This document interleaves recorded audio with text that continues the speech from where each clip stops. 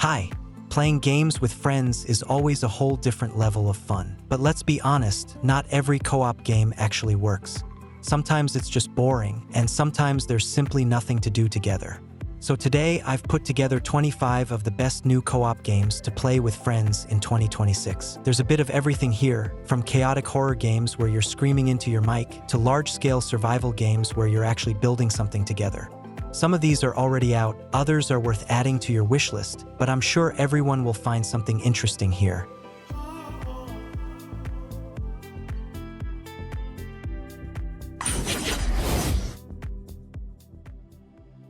Let's start with Over the Top.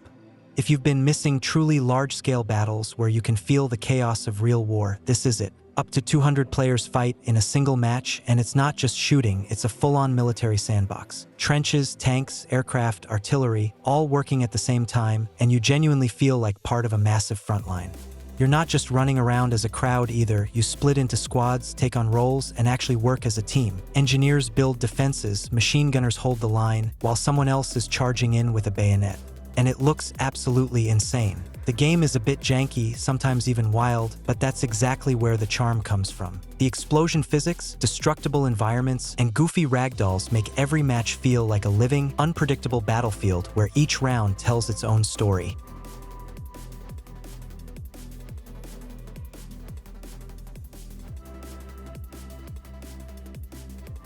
Slay the Spire 2. Yeah, it's the same Spire you already know, but now it's bigger, deeper, and most importantly, co-op. You build decks, combine builds, and climb the tower together, where every fight feels like a small tactical puzzle.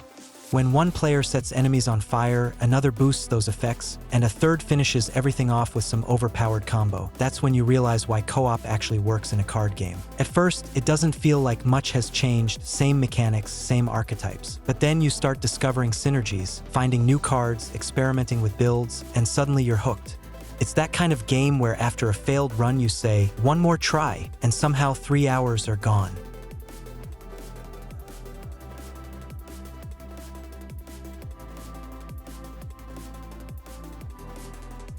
Desynced. This isn't just a strategy game about building a base. It's a game where you literally create the brain of your colony. There are no traditional conveyor belts. Instead, you've got robots that you program to handle everything. You set up their behavior, optimize logistics, automate resource gathering, and over time, it all turns into a perfectly functioning system. At first, it feels complicated, even frustrating, because nothing works on the first try. But when you finally get a complex system running on its own, that feeling is something very few games can deliver. And in co-op, it gets even better. You split responsibilities, one handles logic, another focuses on expansion, and together you build something massive and alive. At that point, it stops feeling like a game and starts feeling like an engineering challenge you don't want to put down.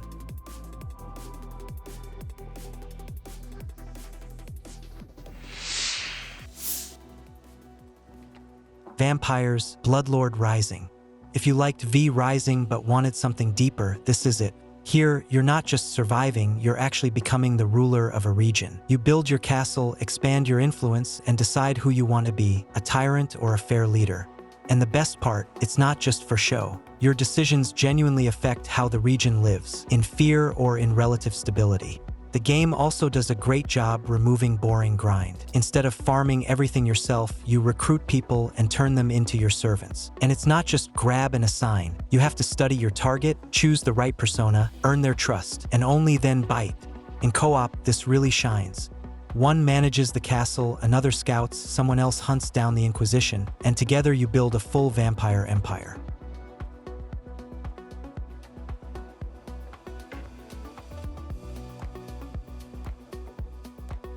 R.E.P.O.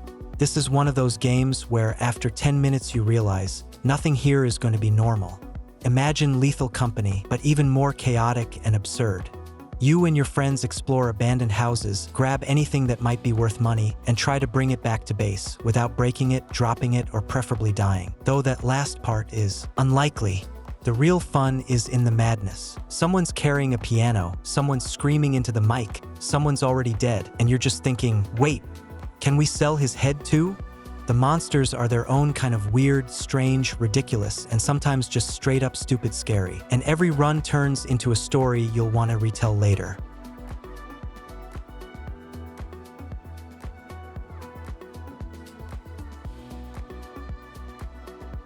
The headliners.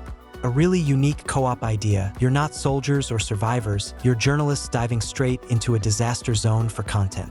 Massive New York, mutants, destruction, and you're running around with a camera trying to capture the perfect shot. In co-op, it turns into complete chaos. One distracts the monster, another is filming, a third is yelling, "Wait, I didn't hit record," and then it all ends with a boss wiping your entire team. Yeah, the game is still a bit rough, bugs, weird optimization, some janky hitboxes, but the potential is definitely there. It's the kind of co-op you play for a few nights where at first you're just trying to figure things out, and then you start having fun with every successful or completely failed report.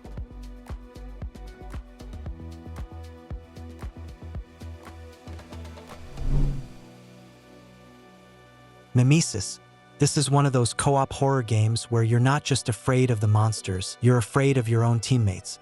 Everyone's wearing suits, you can't see faces, and at any moment the person next to you might not actually be your friend anymore, but something perfectly mimicking them. And those moments, when someone says something slightly off, acts a bit strange, or is just too quiet, create real tension. You're constantly questioning, is that actually him or not? The gameplay itself is about survival and pushing forward. You gather resources, repair the tram, and try to survive the toxic rain. But in reality, every run turns into chaos and paranoia. At first, you're just getting lost and dying to everything, then you start understanding the mechanics. And that's when it gets interesting. The game stops trying to scare you directly and starts messing with your head instead.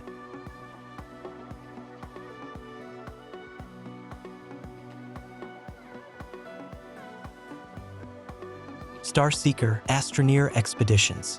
If you liked Astroneer, this takes everything and makes it bigger and more co-op focused. It's no longer just a sandbox. It's full-on space expeditions where you and your team land on alien planets and try to figure out what's going on. Every mission is a mix of exploration, survival, and a bit of chaos, because you never really know what's waiting for you over the next hill. Each player has their own role and responsibilities, and without coordination, you're not getting far.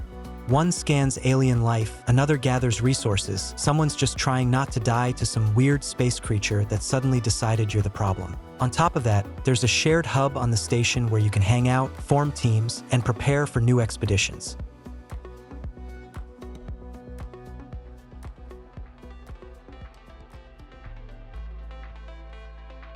Never be alone. This is classic post-apocalyptic survival, but with a strong focus on scale and cooperation. A massive world, tons of players on a server, and you're just another group of survivors trying to carve out a place in the chaos. There's no main character feeling here, you're just one of many, and survival depends on teamwork. You build a base, share resources, and hold your ground together. The gameplay is a constant balance between progress and risk. You build your shelter, upgrade it, grow food, and then head out into a world where you can be killed not just by zombies, but by other players or AI factions. Enemies are actually diverse too, fast ones, poisonous ones, massive ones, and each requires a different approach. In co-op, it really shines. One farms, one builds, one goes on raids. And over time, your small group turns into a proper community that can actually control part of the world.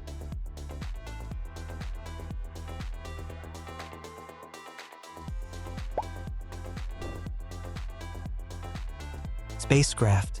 This is that classic space fantasy where you and your friends take a ship and head into the unknown, but here it actually feels like a full system, not just a casual trip through space. You explore planets, scan resources, land on surfaces, loot abandoned stations, and all of it comes with this constant feeling that at any moment someone might show up and try to take what you've got. You're not just flying around, you're building a space empire, gathering resources, designing new ships, setting up production and logistics. In co-op, it really clicks. One is piloting, another manages systems, a third handles mining, and someone's already yelling, "We're being scanned."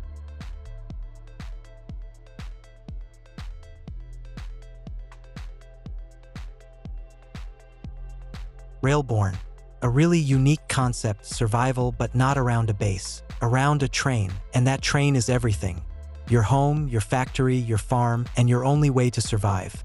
You build new cars, expand the train, manage systems, and slowly turn a small locomotive into a massive moving fortress rolling through a dying world. This is where co-op really shines. One handles power, another repairs tracks, someone gathers resources, someone drives the train, and if one person messes up, the whole system starts falling apart. On top of that, the world outside the train is genuinely dangerous, so every step outside is a risk. The game constantly forces you to choose. Play it safe and slow, or take risks for faster progress.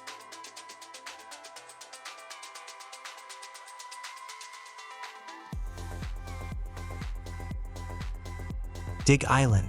At first, it looks like a chill digging game, but in reality, it's a super addictive co-op simulator where you and your friends basically become treasure hunters. You search for signals, dig, find resources, upgrade tools, and gradually go deeper, both literally and figuratively. But the real fun starts when co-op kicks in. One digs, another carries resources, someone manages the base and power, and everything starts working like a single system. There's also a strong sense of progression. At first you're struggling with a shovel, and later you're building elevators, automating processes, and pulling out actually valuable loot.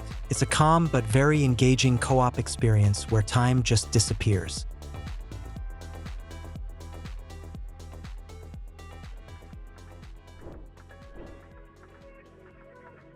NAKWON, Last Paradise. This is a zombie survival game, but with a really unique vibe. You're not just fighting to stay alive, you're also paying rent. Yeah, seriously, if you don't gather enough resources, you can end up out on the street. And out there, the zombies are already waiting, and that adds the strange but really immersive feeling. You're not just playing, you actually feel like you're living in this world. You head out into the city, searching for food, meds, money, all while knowing that any mistake could be your last. You might be running with someone, sharing loot, and then realize they could betray you at any moment. The game constantly makes you question everyone. On top of that, it's heavily stealth-based. Make too much noise, and the zombies will quickly show you why that was a bad idea.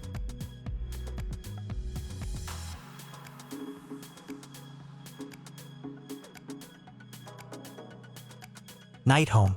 This is a really interesting hybrid. You start off as a team of hunters, but the game constantly pushes you toward betrayal. You go after a boss together, fight side by side, coordinate. And then comes the moment of truth. Split the loot or take everything for yourself. That's where the real paranoia kicks in, because your allies can turn into enemies at any moment. One of the coolest features is the transformation system. You literally take on the power of monsters, changing your form, your playstyle, your abilities, and start experimenting with different builds. And since enemies are always changing, you can't just get comfortable. In co-op, it turns into a constant shift of roles and strategies. Who's tanking, who's dealing damage, who's controlling the fight.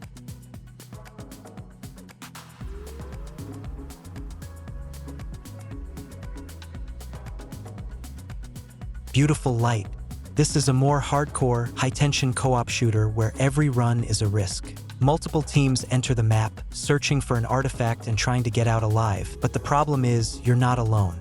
Alongside other players, there are also monsters, and they're controlled by real people. The gameplay is all about tactics and communication. You need to move carefully, use your gadgets, listen to your surroundings, because even your breathing inside a gas mask can give away your position. The atmosphere is heavy. Silence, strange sounds, the constant feeling that something is watching you. In co-op, it works perfectly. You're constantly communicating, coordinating, and every successful extraction feels like a small victory.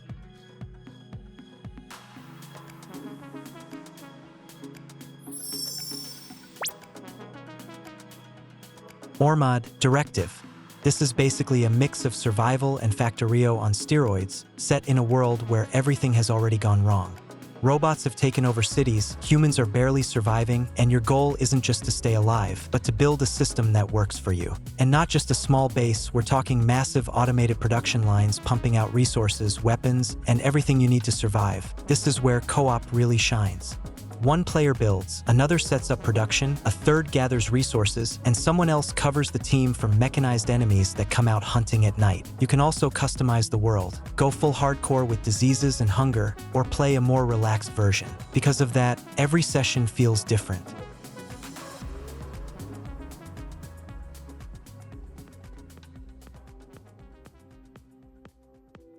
WARDOGS.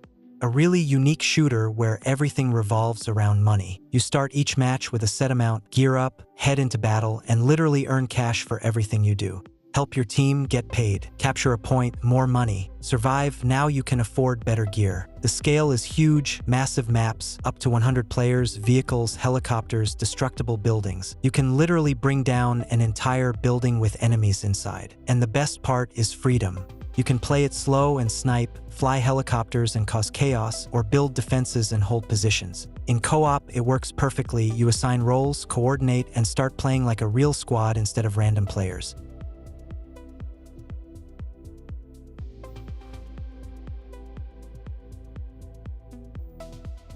Rules of engagement, the gray state. This is a classic extraction shooter, but with really strong tension. You enter a zone where everything is unstable, anomalies, mutants, other players, and you have limited time to find something valuable and get out. That timer is always pressuring you, forcing you to move faster, make decisions on the fly, and take risks. The most interesting part is the final choice. You've got your loot, you're close to extraction, and then comes the question, leave now or push further and go for the main artifact.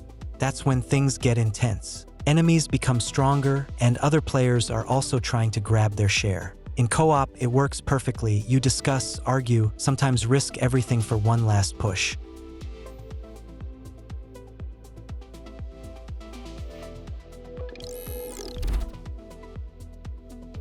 Ghost Janitors. This might be one of the strangest, but also one of the most brilliant concepts on the list. You're not ghost hunters, you're janitors. Your job is simple: clean the house, mop the floors, dust everything, fix the generator. Just normal stuff. The problem is, the house is haunted, there's no power, and at any moment something might show up that definitely doesn't want you to finish your job. And that's exactly why it works so well. You're doing normal tasks, but constantly expecting something to go wrong. The generator shuts down, instant panic. Someone is left alone in a room, they're already screaming. In co-op, it turns into pure horror comedy chaos. One runs, one hides, and someone else just keeps mopping the floor like nothing's happening.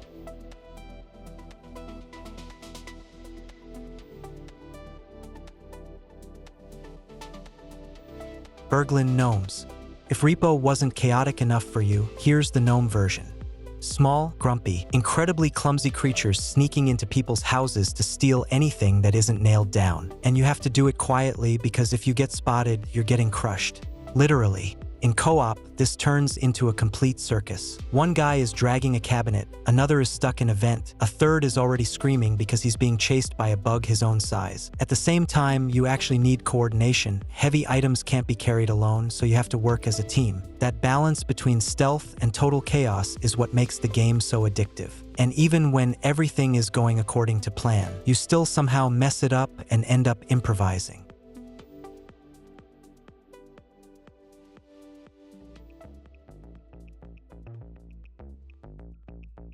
Windrose.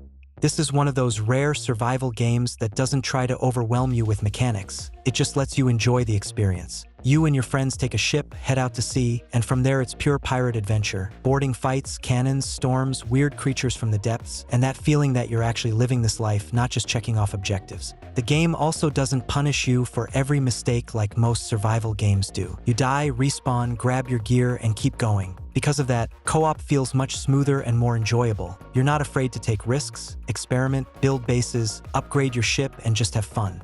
Yeah, the combat system still needs some work, but the potential here is huge. This is the kind of game you just want to sink into and take your time with.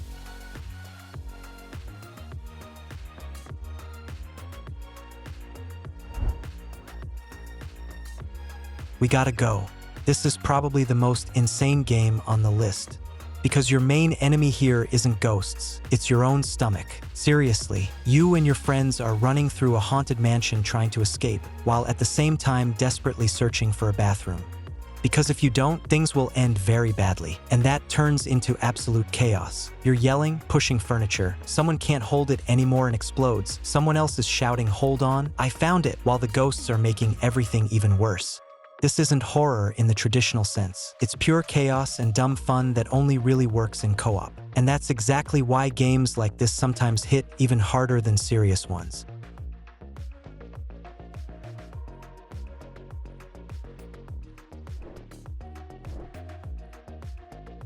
Don't starve elsewhere. If you're familiar with Don't Starve, you already have an idea of what to expect, but here everything is built around co-op. It's the same brutal world where literally everything is trying to kill you, from monsters to your own hunger. But now you have to survive together, which means without proper teamwork, you won't last long. One player looks for food, another builds the base, a third fights off whatever creature just decided you don't belong here. And there's constant pressure. Resources are limited, enemies are everywhere, and one mistake can cost your entire group all their progress. This isn't a relaxing game, but if you enjoy hardcore survival where you actually have to think and work as a team, it's perfect.